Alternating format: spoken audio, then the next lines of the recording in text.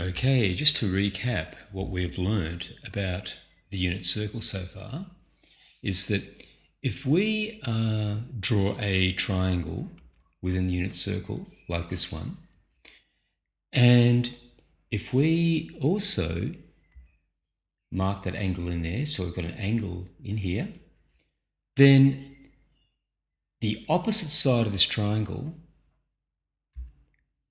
is actually going to be the sine of that angle.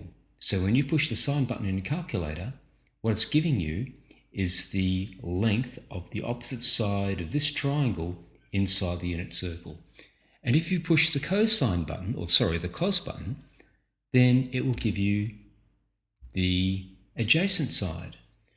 So the sine and the cos button on your calculator, what they're actually giving you is the length of the opposite side and the length of the adjacent side of our right angle triangle that we've drawn inside the unit circle. And remember, the big key important point about the triangle being inside the unit circle is that the hypotenuse is actually equal to 1 unit. So that length there is 1 unit. Okay, now let's take this a little bit further. Imagine now we've got our unit circle and we've drawn this triangle in here, and the angle that we've measured is 22 degrees. Now if we use our calculator, we can work out the sine of 22 degrees, and you can do that on your own calculator. The sine of 22 degrees is 0.375. So that will equal 0.375. In the same way, if we worked out the cos of 22 degrees, then we would get 0.927. 0.927. So the length of this side here, as you can see, it's just a bit more than 0.927 in fact. And this side here, the opposite side of our unit triangle, will be 0.375, and that's pretty close to what the scale sees, or what the scale measures at. Now let's add a second triangle. What I've done here now, we've actually drawn a larger triangle which is similar to the first triangle, it's just larger. And in fact, this blue triangle, let's say that its hypotenuse is 2.5 units long. Okay, so 2.5 units long. So from here to here is 2.5 units. Remember, the hypotenuse of our little triangle is actually 1. Okay? Now, if we wanted to measure the length of this side here, the opposite side of our triangle, and this is the adjacent side of our triangle, if we wanted to work this out, we can simply use the sine of 22 degrees, which is this side here, and we can see that this is so many times larger.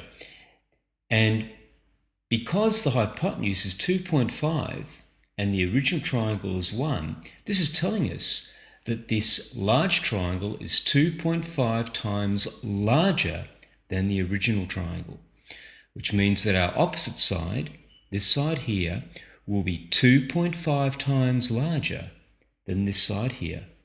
In other words, the opposite side will equal 2.5 times this side here, which is the sine of 22 degrees.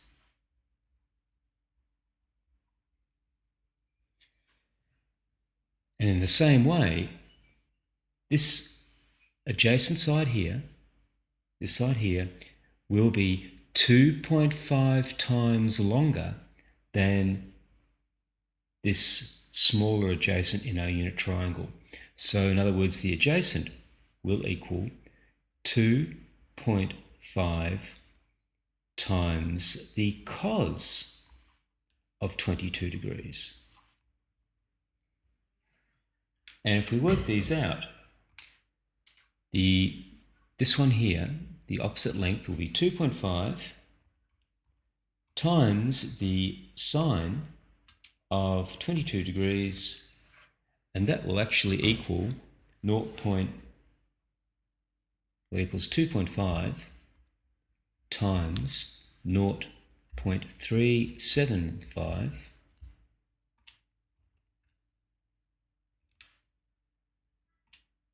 2.5 times 0.375, and that equals 0.938. 0.938. So this side here is 0.938 units long, which is 2.5 times this length here. To work out our adjacent side of our big triangle, that'll be 2.5 times the cos of 22, which is 0.927. So that will equal 2.5 times 0.927, and that will equal 2.32. 2.32 units long. So we now are able to work out the length of our opposite side, and we can work out the length of our adjacent side by using this simple relationship between the larger triangle and the smaller one. Now, look at the key was this. The key was using the hypotenuse. The hypotenuse, the bigger hypotenuse, is 2.5 times bigger than the small one. So every other side will be 2.5 times bigger.